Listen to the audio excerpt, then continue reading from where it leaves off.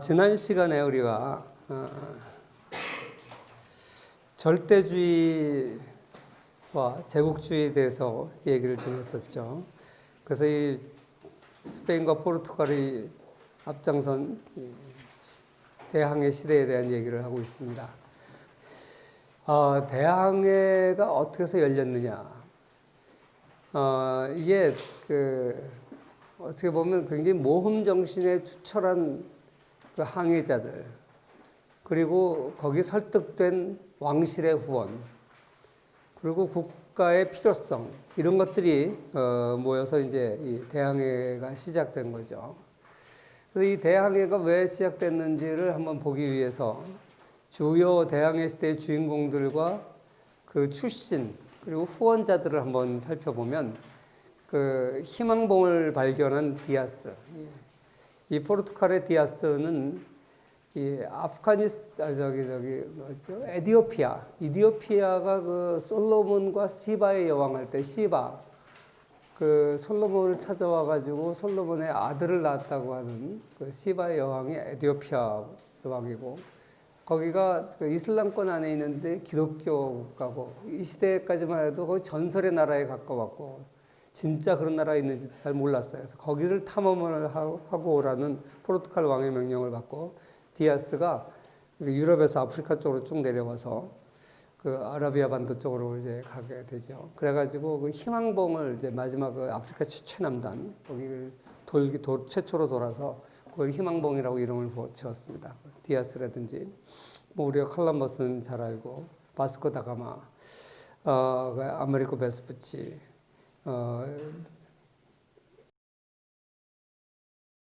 콜럼버스가 발견한 신대륙이 아메리카라는 새로운 육지라는 것을 발견한 사람이죠. 세계 일주를 했던 마젤란.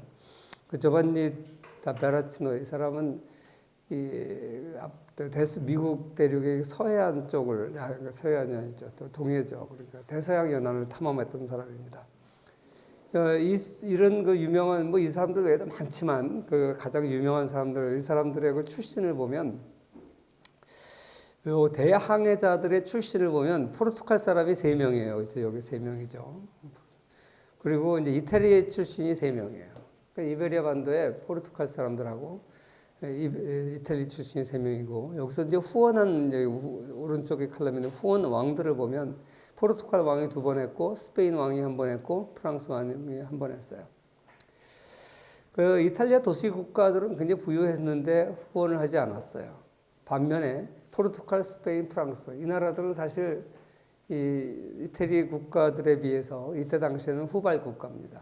근데 여기서 이제 지중해 시대의 주인공들이 아니기 때문에 새로운 시대를 여는 사람들은 이 사람들이죠.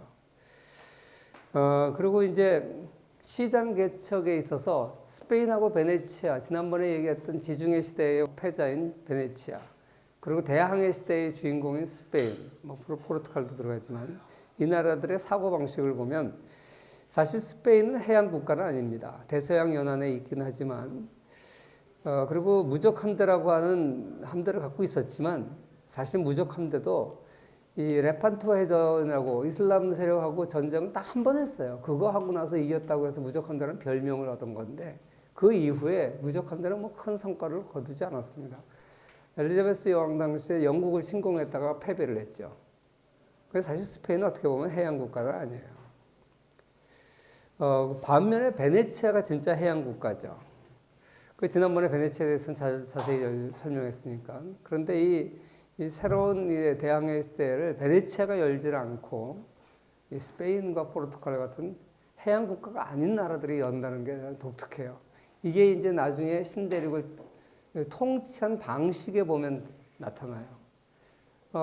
이 나라들은 해양 국가가 아니기 때문에 베네치아처럼 통치를 할 때 점과 선으로 연결된 어떤 무역망을 개설한 게 아니라 신대륙을 또 하나의 육지 국가를 만들었어요. 대륙 국가. 그러면서 그 사람들 지배하고 통치하고 착취하고 거기서 자기네들이 원하는 걸 뽑아가고, 전형적인 착취, 이러한 모습의 통치를 하게 됩니다. 이게 굉장히 중요한 차이를 낳게 되는데 나중에 설명을 하겠습니다. 그리고 이 항해에 참여했던 항해자들, 우리가 이 사람들을 항해자라고 탐험가라고 알고 있는데 사실 어떻게 보면 이 사람들은 탐험가들이 아니에요. 어떻게 보면 이 사람들은 오늘날의 관점에서 보면 일종의 기업가고 천문학자고 수학자고 지리학자예요. 왜? 지구가 둥글다는 것을 확신하고 있던 사람들이고, 그리고 지구의 반지름 이걸 계산을 해야 거기까지 갈 때까지 식량과 배의 규모를 정할 수가 있어요. 그러니까 이 사람들은 어떻게 보면 탐험가인 동시에, 물론 탐험가죠. 탐험가인 동시에 어떻게 보면 기업가다, 모험가다. 그래서 요새 보면 벤처 사업가예요. 물론 이 사람들 중에서 뭐 떼돈 버는 사람 별로 없어요. 이 사람들의 목적은 어떻게 보면 뭐 돈 버는 건 아닐 수도 있어요.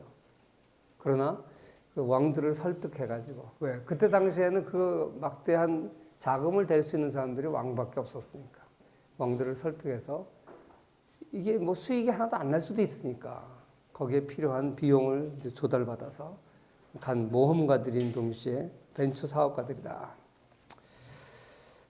그런데 이 피렌체인이 여기 2명 끼어 있어요. 여기 보시면 아메리고 베스푸치가 피렌체 사람이고 베라치노가 피렌체 사람이에요. 우리가 알다시피 피렌체는 해양국이 아니에요. 내가 참 여러분 노트에 베네치아라고 해놨던데 잘못된 겁니다. 고치세요. 피렌체죠. 베네치아는 해양국이죠. 예, 그래서 그런데 이 사람은 어떻게 피렌체인들이 이렇게 있었냐. 이 사람들은 수학과 지리학에 발전한 도시국가 피렌체예요. 그래서 이 어떻게 보면 이 두뇌 유출이죠. 이런 피렌체의 뛰어난 두뇌들이 이것에 관심 있는 지역의 왕들을 도와서 이걸 시작한 거예요. 근데 베네치아에서는 이런 두뇌 유출이 없었어요. 사실 미국이 요즘 이제 20세기에 굉장히 발전한 이유는 19세기, 20세기에 많은 유럽의 과학자, 학자들이 또 스포츠 선수들도 마찬가지죠. 전부 다 미국으로 가죠. 심지어 요리사까지. 왜? 거기 가면 대우가 좋으니까. 이게 브레인 드레인 현상이 유럽에서 미국으로 있었는데 이 시대에도 일종의 브레인 드레인 현상입니다.